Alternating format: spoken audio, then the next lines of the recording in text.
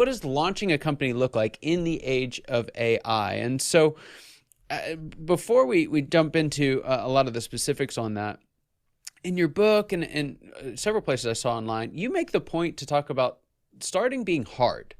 Why do you think it is that so many people try to make it sound easy? I would say, first of all, thanks for having me, and you're bringing up a lot of interesting points. I would say if you asked me this question 20 plus years ago, the answer would be dramatically different because we would live in an age of massive data servers and coding that had to be done by hand. Not a lot of tutorials on YouTube to make a physical product. You didn't have Kickstarter to kind of vet the product ahead of time, and so many more things I can bring up. So if we reverse that, now things have become much easier. You have the cloud, you don't have to have servers. You have coding tutorials out the wazoo. You can have AI code for you, which we can get into.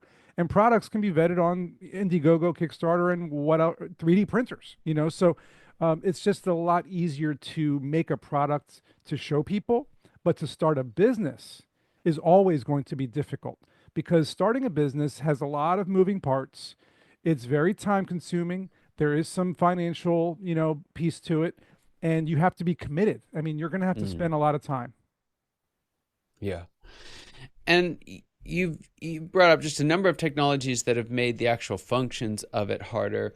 Um, Dialing in specifically on the area of AI, how do you see AI changing both non-tech and tech startups? I mean, AI just changes your personal life in general. I mean, if we just kind of break through what it's really doing, you can talk about it changing, entrepreneurs, businesses, and non-technical or whatnot. But really, Yeah. it's transforming productivity.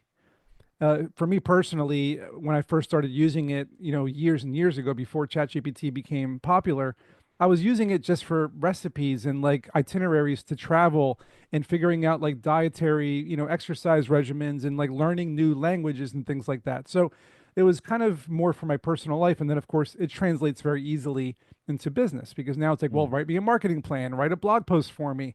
How can I, really make a good video script to target my market for my new product and things like that. And it's always going to do better than you are. It just is. It's artificial intelligence. It is smart. So, I mean, if you want to dive deeper into, where AI, what it can actually do for businesses, I mean, we can have a whole other episode just for that, but I wanted to kind of keep it short for you.